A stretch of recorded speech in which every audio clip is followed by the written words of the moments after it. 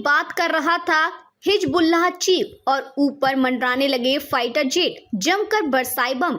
Israel की ओर से Lebanon में सक्रिय हिजबुल्लाह पर पेजर और वॉकी टॉकी विस्फोट के जरिए हमले किए जाने के बाद तनाव बढ़ गया है।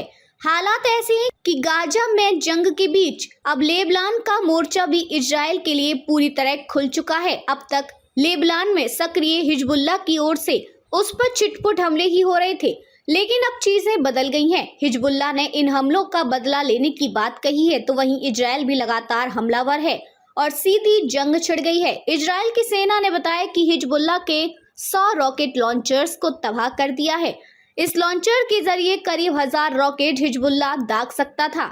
इजरायली हमलों में हिजबुल्लाह से जुड़ी कई इमारतों को भी नुकसान पहुंचा है। इसके अलावा हथियार डिपो भी नष्ट किए गए हैं। हिजबुल्लाह के ऊपर इजराइल के ये हमले तब हुए हैं जब आतंकी संगठन के मुखिया हसन नसरुल्लाह ने बदला लेने की धमकी दी थी। नसरुल्लाह ने पेजर और वॉकी टॉकी वाले हमलों के बाद पहली बार सार्वजनिक भाषण देते हुए कहा था कि हम इसका बदला लेंगे और इजराइल को अंजाम भुगतना होगा।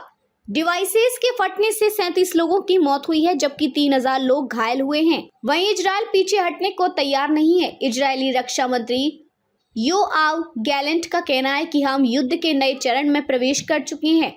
उन्होंने कहा कि अब तक हमारा फोकस गाजा पर ही था, लेकिन अब उत्तरी सीमा यानी लेबनान पर भी अटैक करेंगे। वहीं हिजबुल्लाह चीफ का कहना है कि हम वहां भी हमले करेंगे जहां इजराइल को अटैक की उम्मीद है। इसके अलावा उन जगहों को भी निशाना बनाएंगे जिनके बारे में उसे अंदाजा भी नहीं होगा। लेकिन मजेदार बात यह थी कि जिस समय हिजबुल्लाह का चीफ भाषण दे रहा था, उस दौरान भी इजरायली फाइटर जेट बैरूत के आसमान पर उड़ते देखे गए। हिजबुल्लाह को भी हमास की तरह ही ईरान का समर्थन हासिल है। गाजा में हमास के साथ तो इजराइल का बीते 1 साल से संघर्ष चल रहा है। इस जंग में अब तक 1200 इजरायली मारे जा चुके हैं। अब 36,000 के करीबी फिलिस्तीनियों की भी अब तक मौत हो चुकी है। अब यह संघर्ष कई देशों तक फैलने की आशंका है। इसकी वजह यह है कि इजराइल ने ईरान तक में घुसकर हमले किए हैं और हमास के कमांडर तक को मार डाला।